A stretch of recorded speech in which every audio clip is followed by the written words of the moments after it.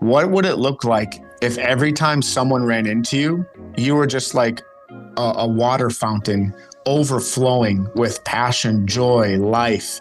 Like every time someone bumped into you, it was like what got on them was like just excitement and joy. Like you and I, we can't control a lot of things, but we can control what we put into our life.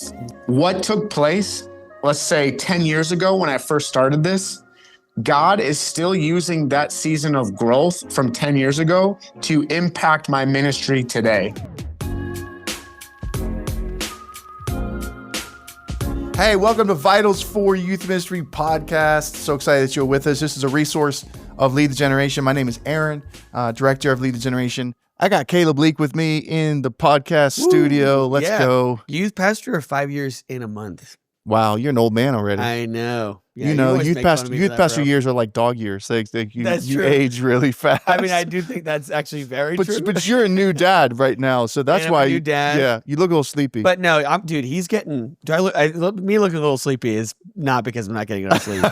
I don't know why, but no, he's giving me 11 hours a night right now. Dude, you're blessed. At 3 months, I know that's not everybody. So all the parents who are still waking up every 3 hours. I'm sorry. I don't mean that personally, but it's true. No, it's a fun adjustment. Hey, Caleb, we have Micah Mac on the podcast today, and so excited for this conversation that we're going to have. Micah, you and I have been friends for years, and obviously, Micah, you and Caleb have done ministry together in your youth ministry. But Micah, for those that are watching or listening, they might not know who you are. Tell us about yourself, your family, your kids. Give us some of that good stuff. Yeah, well, first of all, it's an honor to be on with you two guys. I have a lot of respect for you both. And thanks for creating a resource to help other people, to impact and equip other people. And so, Aaron and Caleb, I just want to say I honor you both and I love you guys and so thankful. And it's a huge honor to be on the episode. I believe I was on a year or two ago with you, Aaron. And so it's an honor to be back. Come on. And we live in Minnesota. And it's 40 some degrees out right now. And I am married to a wife, Stephanie Joy. We met at North Central University. We just celebrated 13 years of marriage a couple of weeks ago. Let's go. That's awesome. I know. So Caleb, I'm so pumped for you and your guys' newborn that you have there. Kids are the best. We have two of them our own. And my 8-year-old girl, a 6-year-old boy. And our kids, they've only known a dad who travels full time. We've had a travel ministry the last 8 years. So right when our daughter was born, a month after she was born, I took off and started traveling full time. So our kids think every dad is gone and travels and preaches the gospel. They don't know what a 9-to-5 dad is. And so I've had the honor of traveling and preaching the gospel the last 8 years around America and some international. And what's unique to our ministry is we've always just left the door open to wherever God wants to bring us and lead our ministry.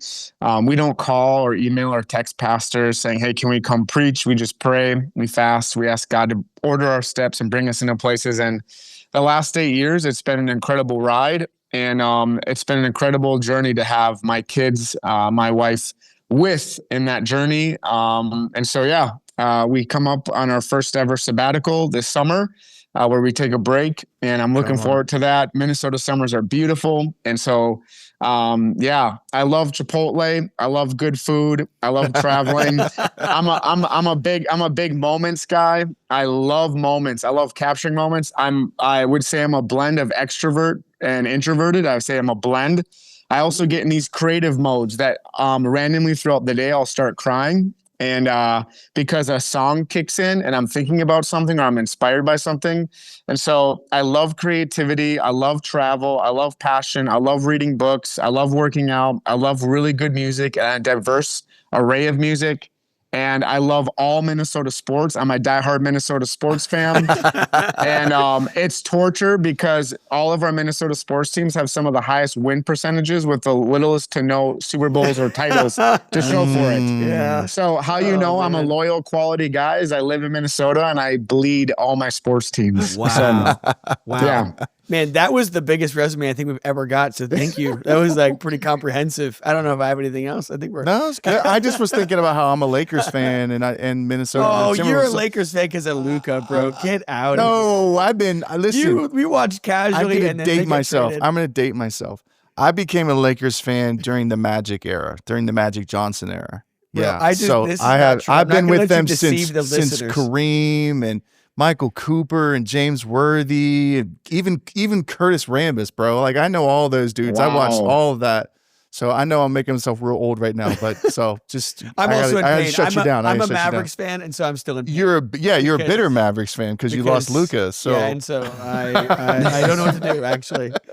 But anyways, we can talk about that forever. You said you're a moments guy. I love that, and we like bringing youth pastors on, youth evangelists on, because everyone has a bad moment or an embarrassing moment or a stupid moment, whether that's you or a kid or an intern or whatever, someone doing something dumb. It just feels like it's a plague that every youth ministry or youth pastor has, and we can't escape it. And so I'd love to hear your story. Everyone has one. So you have the floor, bro. Share your story. Yes, a great book I recommend every youth leader, pastor, volunteer to read. It's called The Power of Moments. Highly recommend it. I believe it's Chip Scoggins. I could be wrong about that. But Power of Moments. It's a bestseller. It's easy to find. Not a Christian book, but really good. Speaking of moments and even bad moments, here we go. I am just a very passionate guy. Anyone who knows me, I'm very passionate. Everything I do, I want to have fun. I want to make it a fun moment. And one of our traditions that we had when I was a small group leader was we would take our small group once a year. We'd dress up, look really fancy. Girls would get in dresses, guys would get in suits and ties or whatever. And we'd go into the Twin Cities, downtown Minneapolis. We go to a spaghetti place. We eat a good Italian meal, that Caesar salad with some garlic toast, with some spaghetti, some old-fashioned spaghetti, and it was just such a good meal. We'd all take photos at the spaghetti restaurant. There's like 20, 25 of us. And then the tradition is after our spaghetti dinner, we would go to a comedy show. And there's an amazing improv comedy show that's great for teenagers. It's clean, it's awesome. And we'd done it for like 3 or 4 years in a row. And so the difference was this year, I was now the main small group leader in charge of running the whole thing. And the last 3 years, I was under someone who would lead all of it. And so I'm like, well, I'll just do the same thing as the previous leaders and just keep it going. This is a great tradition. So I set up the night, we go get spaghetti, and we go to the comedy show. And the comedy show is like seats maybe 50 people in the room. We have like 25 of the 50. It's sold out. We have 25 of the 50 seats. And when we all sit down, the host of the show comes out and says, hey, everyone, welcome to our comedy show. Welcome to the late night edition of comedy. And right when I heard that, I was like, it's 8 p.m. It's not late. So what does late night edition mean? Is that I've only been here 3 times over the last 3 years. It's been great. We're going to have a great time, I'm sure. Maybe late night edition is just like I don't know, they add some unique things to it. Well, within the first like 2 minutes, there was massive like F-bombs like being dropped left and right and inappropriate jokes. And I'm not even going to share out loud. And I have these middle school teenagers staring at me with their beady eyes of like, Micah, what is this? Save us. Micah, what are you doing? And here's the deal. There's 50 people in the audience. If we all get up in the middle of the show, that's half the room getting up to leave a comedy show. So I look at my leaders and all the students. I'm like, it's fine. It's fine. It's fine. No. Just stay. And it was some of the worst language, some of the worst jokes. And you know those homeschool kids that have never watched a PG. I was just going to ask if they were homeschoolers. They've never watched the PG movies yet because they're still on G. Yeah, they got like the rated R version movie from me. And during intermission, when everyone leaves to go get snacks or whatever, we leave during intermission. I look at all the leaders and students. I go, we're out of here. We're leaving because now would be a good time to go. And so on the drive home, I'm driving the church van. On the church drive home, I'm literally picturing the conversation with my lead pastor of how I brought his middle school kids to a late night edition, horrific graphic commentary. And I'm thinking all the parents I got to call, all the past, like, and so anyway, I was sweating bullets like on the drive home. I have middle schoolers saying, Micah, what's this word? Just like saying different things to me. I just like, and then of course those students didn't let it down because I see them every week at youth group. So anyway, it was a horrible fail, a lot to recover from, and definitely one and a moment to remember. So wow. Yeah, that is incredible. Not good. Do you have any particular moments of like parent conversations after that you remember? Where I called every parent. I did not want the kids to share the curse words with their parents. I wanted to be the one to say, well done. Hey, I messed up. I thought I would And so every parent was gracious. And I think it's because I called each one of them individually and tried to save from as much damage as possible. So, yeah. We could do a whole podcast on how to recover from a terrible moment. And we're going to talk leadership in this podcast, and you just saw Micah model it. I messed up, but I called every parent to tell them I wanted them to hear it from me, Wow. Control the narrative. Dude, that's insane. Amazing. That is the worst case scenario of being stuck. Like, what do we do? Everyone's going to see us get up. I also feel for this comedian who has a bunch of middle schoolers in the room who have no idea what they're like. He's like, I'm going to get up for 50 people and they have no idea what joke. Like, but he don't even know. He just probably walks out and all of a sudden like half the room's middle schoolers. He's like, what is happening right now? Am I in the right place? That's crazy. Is this like a high school talent show or something? What's going on right now? Wow. Yeah. Oh, so good. So good. Well, we are going to talk leadership today. So this is a bit of a good segue. So we call this podcast Vitals for Youth Ministry Podcast. If you are new to the podcast or you're new to the Lead the Gen fam, as we like to call it, you should go to our website and check out Vitals for Youth Ministry.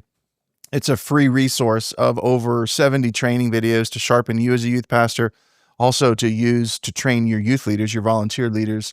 And it's all based around the framework of 5 vitals that are needed for discipleship, all of which are found in Acts chapter 2. So you got biblical truth, spiritual transformation, healthy community, missional living, and leadership development.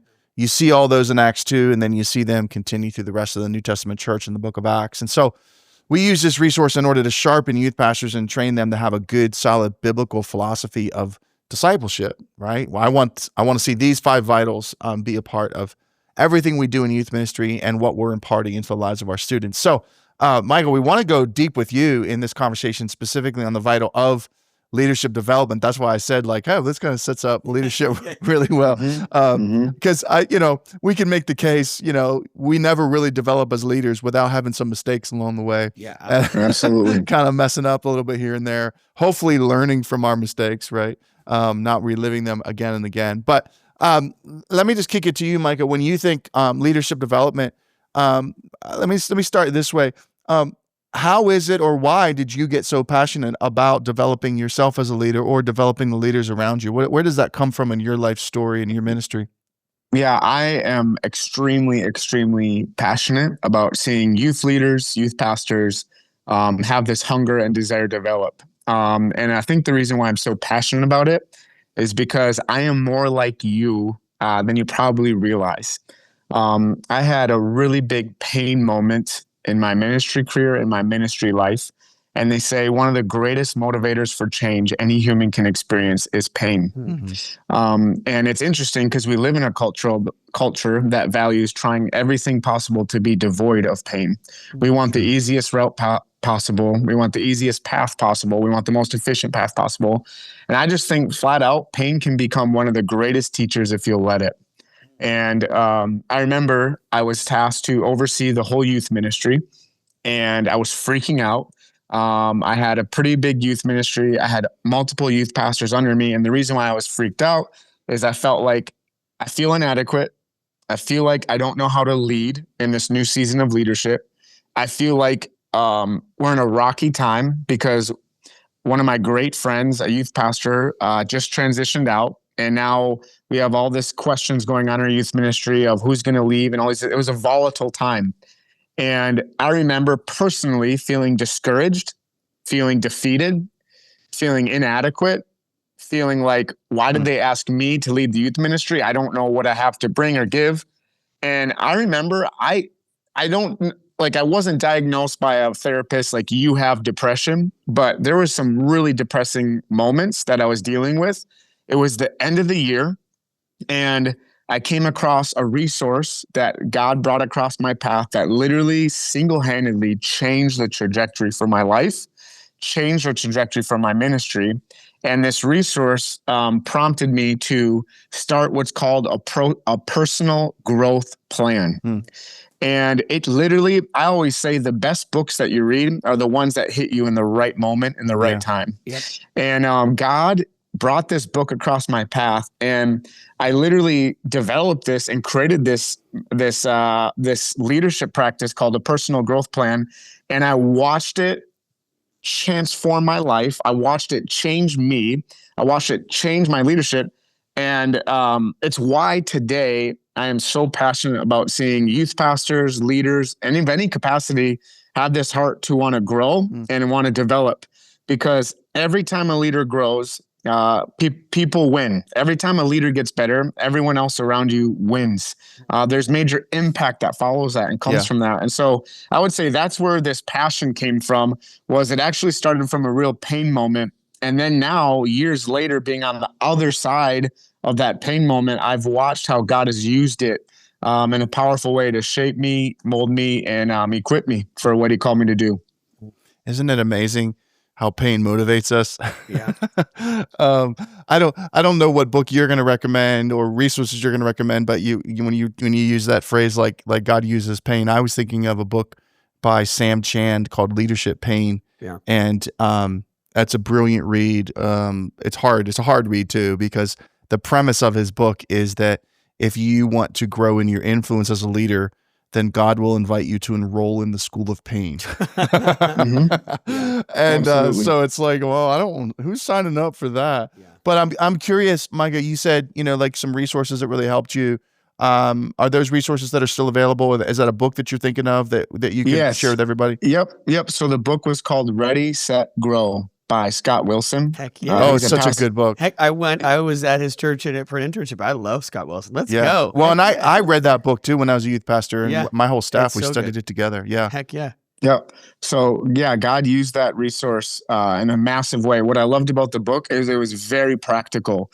It just gave insight into here's what our church staff is doing. Here's how you grow yourself. Here's how you grow your ministry.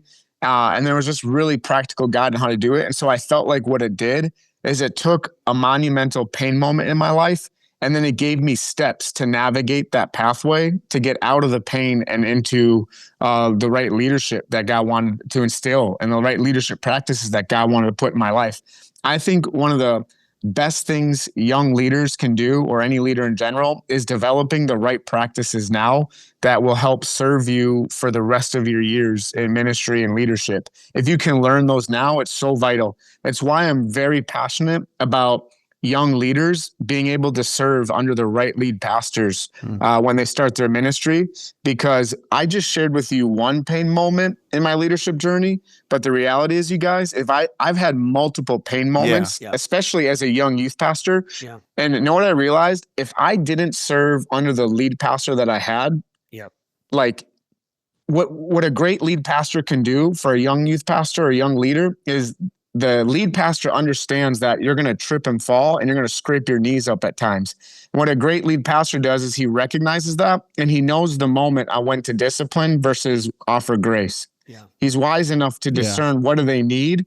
And man, there were many moments in my early ministry career where I needed grace more than I needed discipline. And the lead pastor gave me the grace to fall, get back up, skin my knee, get back up and get healed. And it helped me. It set the trajectory for the ministry that I'm doing today. And so, God used Ready, Set, Grow. And God also used an amazing lead pastor to help develop me, shape me, and give me the empowerment and freedom to run what God was calling me to do. Yeah. Yeah, that was a big ministry lesson I learned when I first stepped into is I was extremely grateful for who I was surrounded with. Yeah. That like the what, the where didn't really even matter nearly as much as who was my support system. So I had an incredible boss. I had incredible friends in my ministry who were also pastors on staff. And I wouldn't be where I'm at if it wasn't for them. Yeah. Can I piggyback on something real quick? Absolutely. To anyone who is serving under a lead pastor right now and you can't relate to Caleb and I referencing great leadership to serve under, I'll just say this. A lead pastor takes on more than you will ever realize ever. Yeah. A lead pastor is thinking about 30 different things right now at any given moment. He's thinking about the affair he just heard about in his church within a board member. He's thinking about the offering that just came in. He's thinking about the family that wasn't seated in the left side section that's always there. It's been there every week. He's thinking about the hospital visit of a near person that loves that's in the hospital. He's thinking about the wedding that he's got to do in a month. He's thinking about the sermon series that's coming up and the direction he's going to go. My point is this. Is any person who is in the local church serving in any kind of staff position, just know your lead pastor endures things that you will never know about until you're actually a lead pastor. Yeah. And you think you know how to become a lead pastor, or you think you could lead the church better, but what you don't realize is you've never actually been in that seat ever. Yeah. There's a difference between when you get in that seat and versus where you are as a youth pastor, or even a youth leader right now. So I say all that to say, give yourself tons of grace. Yeah. And even if it's a bad senior pastor or not a good leader like Caleb and I are talking about, then find ways to grow and bloom where you're planted, no matter who's leading you. And if it's really bad and if it's really truly that bad, then you can look at leaving and maybe finding somewhere else to serve. I think Mike, you just said something so profound and so needed. I'm grateful that you said that, because as I was listening to both of you, I was thinking, there's definitely leaders out there watching or listening that are like, yeah, that's not, my experience, like I wish that I could say that, but it's not. But Jesus talked about what you just talked about, when James and John come to him or their mother actually comes to him and says, like, can our sons sit at, the right and left? Can they have this seat? And Jesus' response is, can they bear the cup that comes with the seat? Yep. And that's what you're saying. Yeah. Micah, you're saying there's like, you might want the seat, but can you handle the cup? Yep. Mm-hmm. And that's what we don't often see, especially, like the three of us here. We've never been lead pastors. We don't even know, like what that really feels like to not only sit in the seat, but also bear the cup that comes with it. Well, and to be as the young guy, I think, especially when you're younger, it's easier to think like, dude, it can't be that hard. I actually remember saying, I always thought that. I'm not gonna lie. I did, and I remember when I was a youth intern, I said to the youth pastor at one point, I was like, dude, what do you do with all your time? Which is hilarious now, because now I'm like, I have every youth pastor feels away. It's like, my time is so valuable, and so it's like this moment for me where it like kind of coalesced, where it's like, I have no idea, because my perspective is so limited, and recognizing that is so good. Of like, I'm only seeing what I experience. Yeah. And so there's so much more. And honestly, having a father as a lead pastor has kind of helped me see that, because I see different sides of it. And I know, Aaron, that's absolutely the same for you as well. But sitting in the seat is different. Even if you're watching, because both of us, we watched our dads do it for years. Yeah, exactly. And you're still watching your dad do it. Exactly. But sitting in the seat is different. Yeah. That's why I think, in light of the discussion of what we're even talking about today, it's why I think every volunteer, youth pastor, if you can you yourself grow and bloom in any circumstance, it's going to literally have a direct impact on the church, on the staff, on even the lead pastor. It's going to be a blessing to the lead pastor. And I think specifically when Proverbs 1:5, it states, a wise person will listen and increase learning. Yeah. A wise person will listen and increase learning. A person of understanding will acquire wise counsel. And then Proverbs 7 talks about the cost. It says, get wisdom, though it cost all you have, get understanding. I think one of the things we might not hear enough in the church is this call for every Christ follower to always be adding to their learning. Like, think about that for a second. Like, it's not like oh, I'm 30 some years old. I oversee a department. I'm a manager at my corporate offices. I'm good now. No, there's this lifelong call to be a lifelong learner for every follower of Jesus. And like it says, a wise person's going to listen and they're going to increase their learning. So how is the 60-year-old right now listening to this? How are they increasing in their learning? How are they adding to their, how is the 40-year-old who's like, that's a question I often think about. And then if you're willing to learn, then it also means you have a humble enough posture to realize you don't know it all and you need to learn. And it will also improve your interactions and your relationships, because you realize every person you work with, every person you serve alongside with, guess what? There is something you can learn from them. There's something they can impart to you that you have no idea about.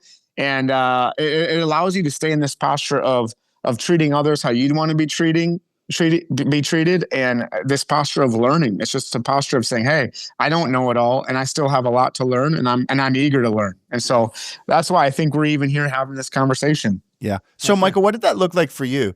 Like when you reflect back and you're thinking, like, you know, you referenced the book Ready, Set, Grow. And I remember reading that when I was youth pastor, and then immediately bought copies and gave it to my whole team. And I'm like, we got to do this. But I think it would be really helpful and actually be really practical conversation for our listeners and viewers to, you know, especially those that are like hearing you say you need to have a personal leadership growth plan and you need to commit to being a lifelong learner. I don't think that's hard for people to aspire to that, but it can be really hard to practically do that. So would you mind unpacking that a little bit? Like what did it look like for you? Yeah. So before I get into the practical, I want to create a vision for you. This is the vision that was casted for me. What would it look like if every time someone ran into you, you were just like a water fountain overflowing with passion, joy, life?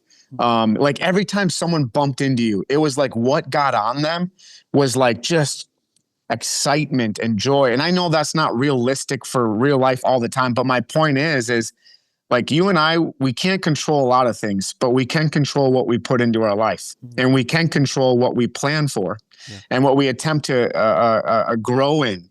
And so the vision that was cast in this book is, what if every church staff member, every time they ran into you, it was like people were excited to be around you because they just felt like they were imparted into or built up around or encouraged or strengthened.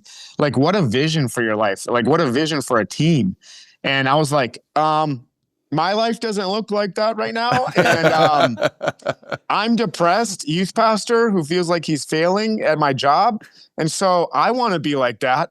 And so I just copy and pasted a lot of the plan that is laid out in Ready, Set, Grow into my own personal life. And I made it kind of my own. So how I did this practically is I made a list of spiritual goals. I made a list of physical goals, and I made a list up of mind or mental goals. Our bodies are made up of physical, spiritual, mental. There's all these components to what makes us up as a person.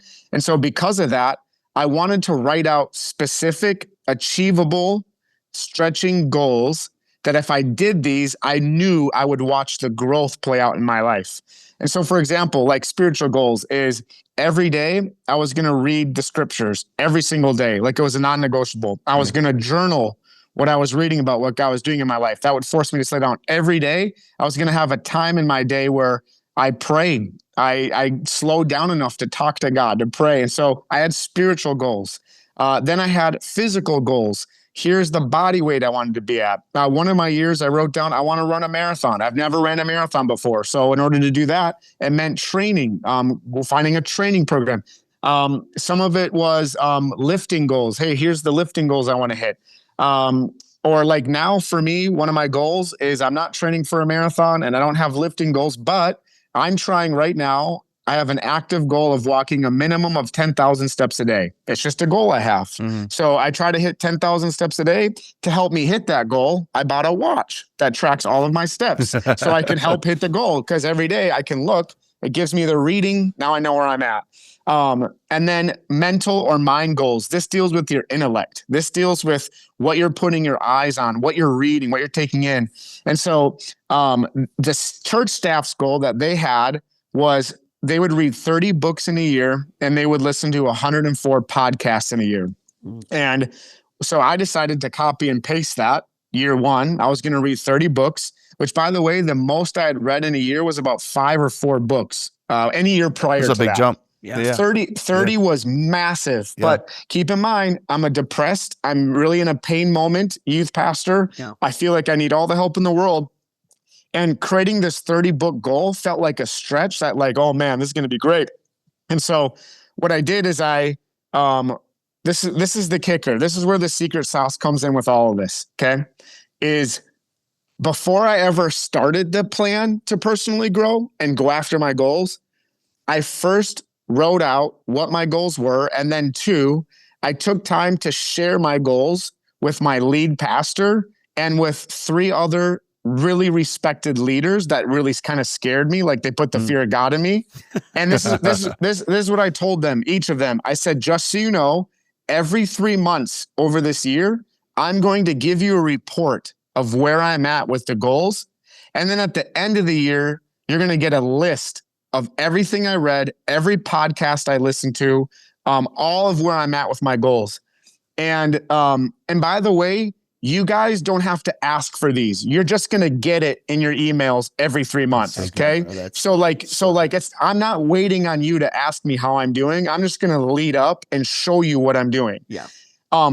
Here's why this is important is if you don't have someone that you deeply respect, that you share this with, and let's just say you tell a peer, you're more than likely not going to do it because you don't care what your peer's going to be like, oh, cool, whatever, no worries. But when you tell it to someone you deeply respect and admire, it holds your feet to the fire in those moments that you want to give up. And it helps you keep going with the goals that you're on. And so at the end of this year, my pastor on his desk got a report of everything I read, everything I did. And my pastor comes into my office and know what he says? He goes, Micah, you didn't have to give me this report for me to see the transformation that I saw in your life. Wow. That's great. But he said, thank you for sending me this. And he goes, oh, by the way, because I've seen such a deep work of God in your life this last year, because I've seen the transformation, just so you know, I'm going to have you share in front of our whole entire staff. And after you share what God's done in your life this last year, I'm going to create an initiative where our whole staff is going to follow your lead and do the same implementation of a personal growth plan in their life. Mm-hmm. And oh, by the way, at all of our future staff meetings, staff is going to have to give a report on where they're at on their personal growth plans.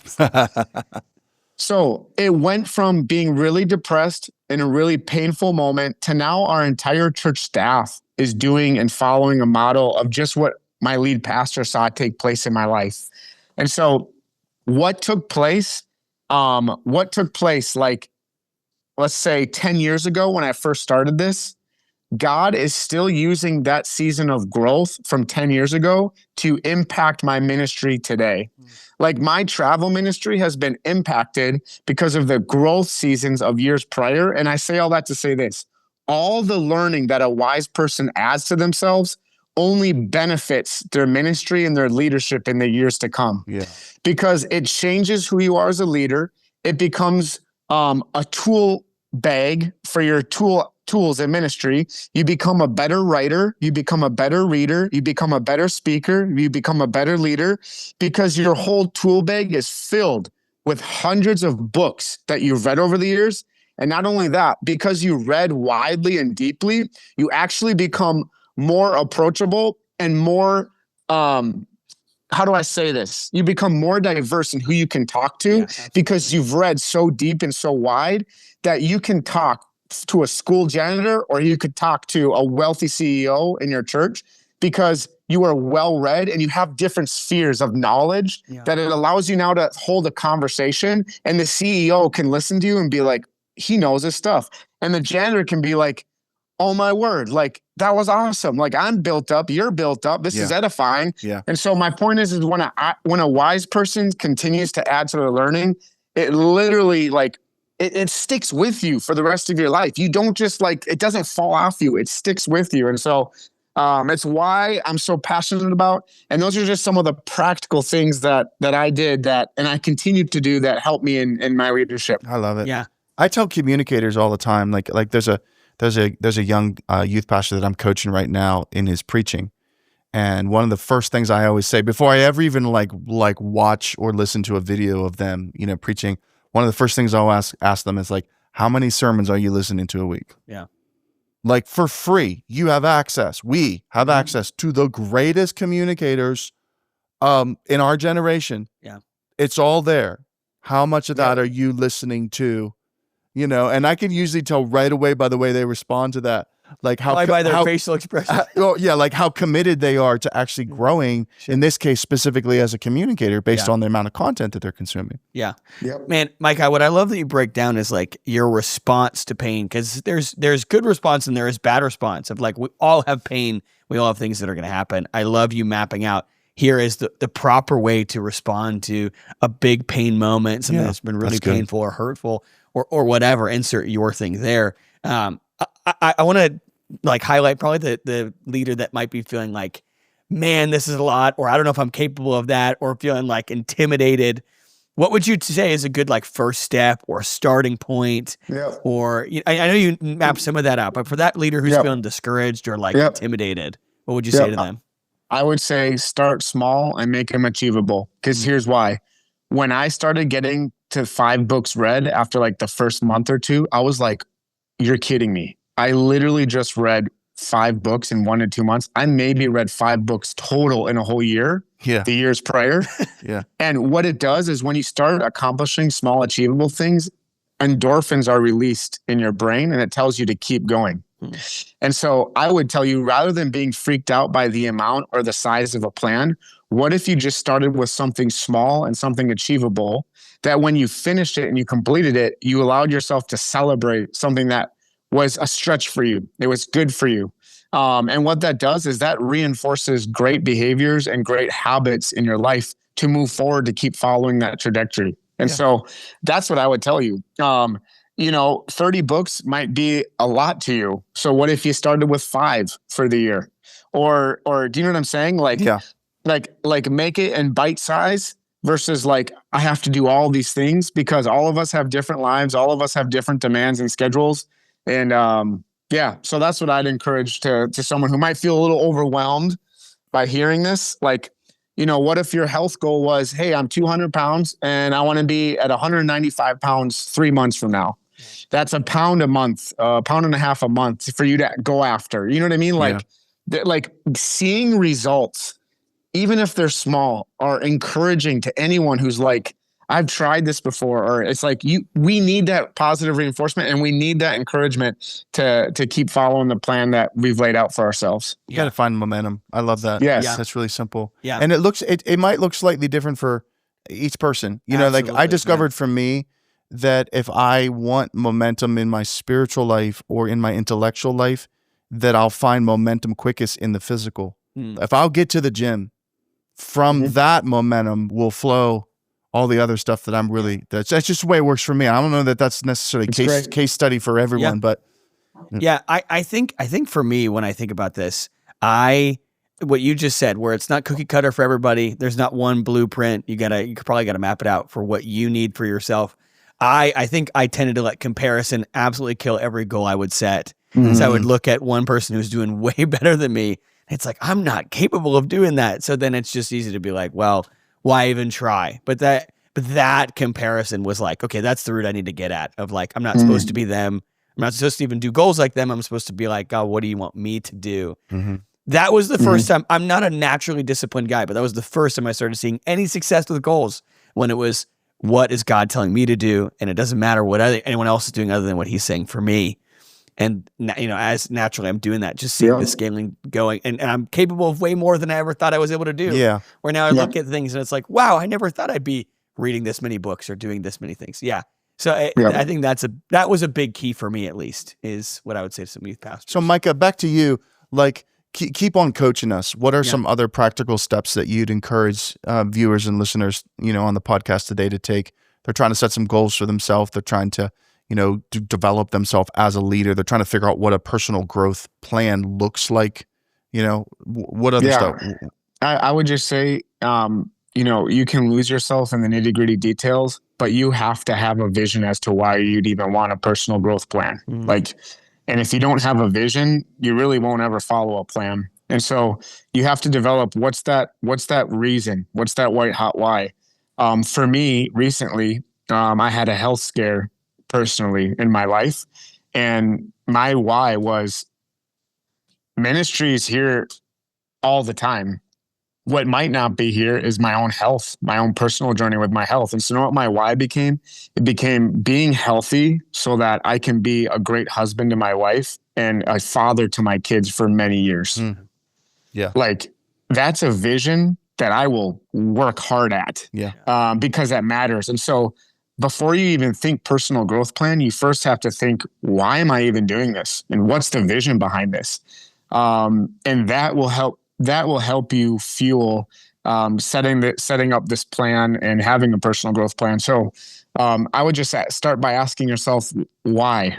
What is my why? What does God put me on this earth to do? And then from there, now you follow what Proverbs says, which says, hey, I'm going to add to my learning.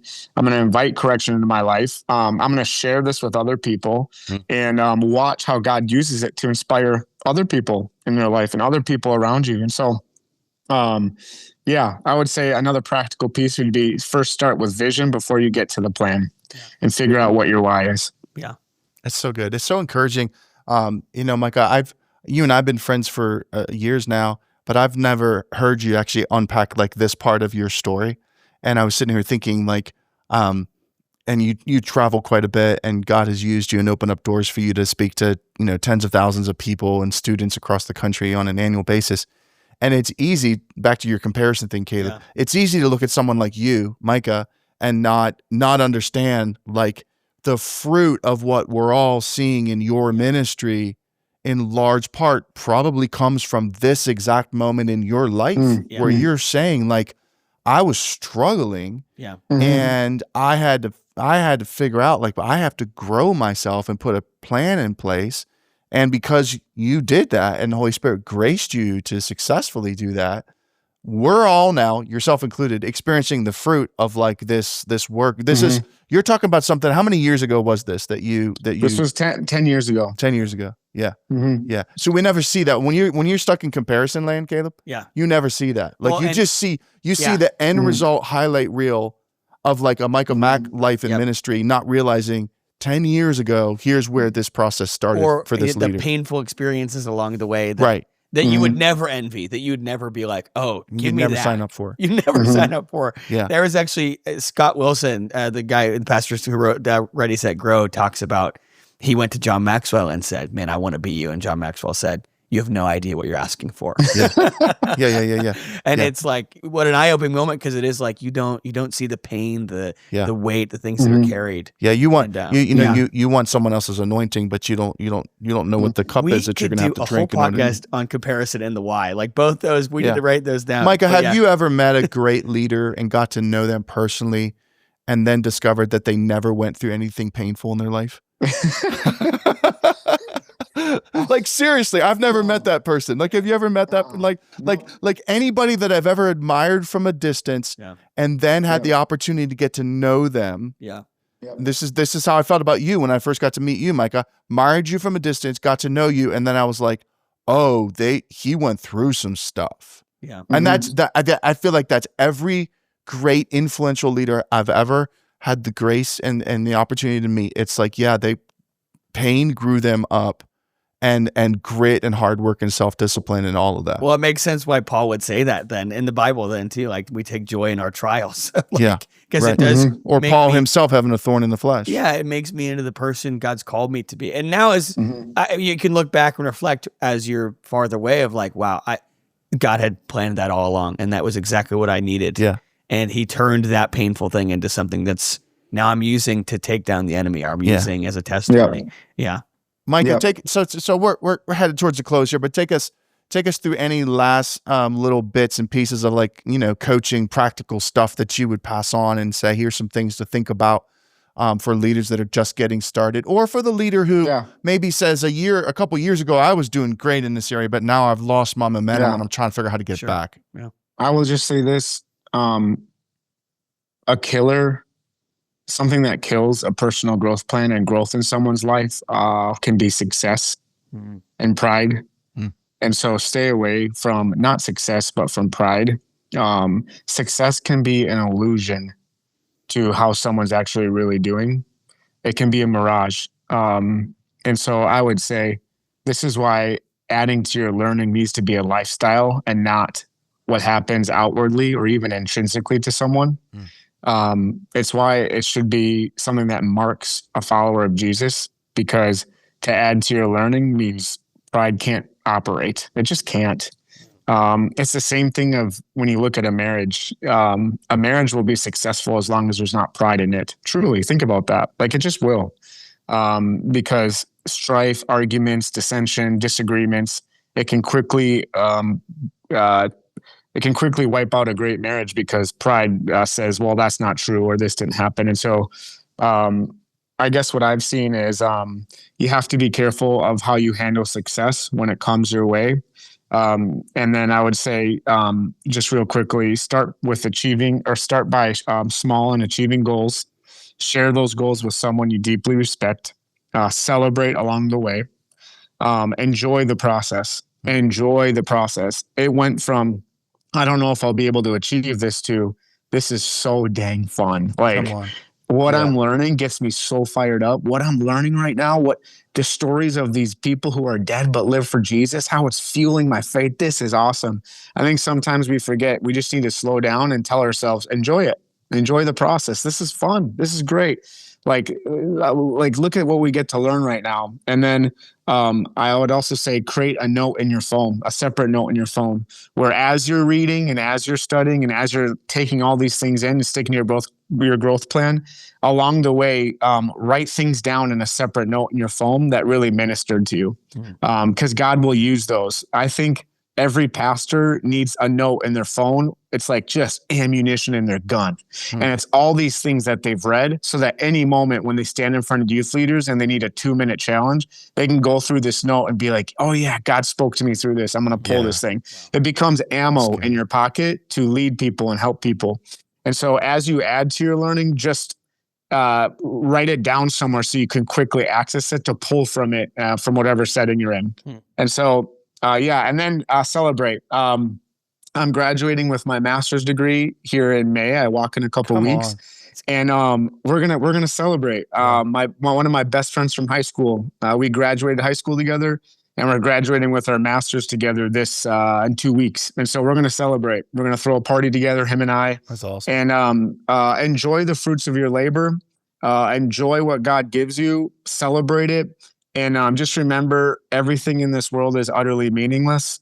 The only thing that matters is Jesus, people, and adding to your learning, because it always impacts other people. Yeah. Come on. Heck yeah, bro. So good. I felt like we should have cued some, like a pad there, had a little altar call. You want to grow your leadership. One, two. and I will just say this, like, this whole podcast could sound like a completely self-help type stuff. And just, you can go get this stuff at Barnes & Noble. But I'll just say this, all of us are completely and utterly nothing and bankrupt apart from Jesus. Yep. The whole reason why I even want to grow is because this is what Jesus has for my life. Yep. Jesus didn't call me to stay stuck. He called me to grow in him. He called me to add to my learning and be a wise man, a wise husband, a wise person. This is the life he's called me to. So I don't do this to try to better myself. I do this to become more like Christ and a disciple of him. To live in the world I'm living in and be the best help I can to somebody else. Yeah, that's good vision. That's good parameters. Yeah, it's so good. This has been so encouraging, and a real, like, I love a real targeted look at like leadership development, because that's a big vital, and that applies, like, how do we develop student leaders? How do we develop our youth leader? I mean, there's a lot of different ways, but this is really targeted towards you and I as the youth leader or the small group leader or the youth pastor, whatever your role or your position is, your volunteer, your vocational, whatnot. This is kind of speaks to us and say, okay, I want to make sure that I'm growing in this way. And I love and appreciate you, Micah, unpacking your story. God's used you in incredible ways. A lot of people know you, they know of you, and it is easy from a distance to look at someone who's being fruitful in their ministry, like you have been for years now, and just, it must be nice to be them. Must be, and not realizing, like, there is grace and favor on your life, Micah, and on your ministry, but there's also like seasons of like, I'm gonna work hard, I'm gonna develop myself, I'm gonna keep on learning, I'm gonna keep on growing. And obviously you're still doing that because you're finishing a master's. You know what I mean? You could have said, I'm good, I'm busy enough, I'm traveling all over, I don't need to like take on anything more. And yet you are, because of a desire to keep on learning and growing. So very encouraging. Very encouraging. Thanks guys. Yeah. Caleb, we got to go read a book or something. I don't know. I mean, dude, that is, after all these, I always feel like, come on, I'm going to go like climb a mountain or whatever, you know, like, let's go. So I feel challenged. I will say this, whenever you hear a podcast, you're always hearing someone's best. Yeah. And so just keep in mind, like, I am in the throes of life, just how you guys are and everyone listening to this podcast. Yeah. So give yourself grace to be who God's calling you to be, because he's cheering you on just as much. Yeah. Thanks for being vulnerable. I'm glad we're recording on this day, because I made it to the gym this morning. I listened to 2 sermons while I was working out. So I feel like, at least today's a good day for me. Aaron's like, I'm doing a good job. I don't know. If we were recording tomorrow, not exactly sure what that's going to be like, but that was great. Hey, Micah, for those that have been listening or watching, they'd love to connect with you. Where can they find you on social or website or all that stuff? Yeah, well, socials are at Pastor Micah Mac, and then our website is mac-ministries.com. Yeah. So, and you have a book that you've written, and you have another one you are writing, right? I have another book I am writing right now. I do have one book I wrote called Death to Life. And then a second book I'm working on is to equip ministers of the gospel. Awesome. And so that's one of the things I feel called to do. And it'll be a very niche book, my second one. Yeah. So Yeah, go check out Micah's first book. It really unpacks a lot. I think it unpacks a lot of your life story, right? Yes, correct. So incredible resource. So go check that out. Give him a follow and a like on social. Shoot him a DM, encourage him, all that good stuff. And if you're a fan of the Vitals for Youth Ministry podcast, you love the Lead the Generation family, make sure you subscribe to the podcast. Click on that. Subscribe on YouTube or Apple, Spotify, whatever you're watching on. Help us out. Give us a review as well. That'll help us spread the word for what we're doing. Micah, thank you so much for joining us today. Caleb, as always, an honor to co-host this with you. And we'll see you all on the next Vitals for Youth Ministry podcast.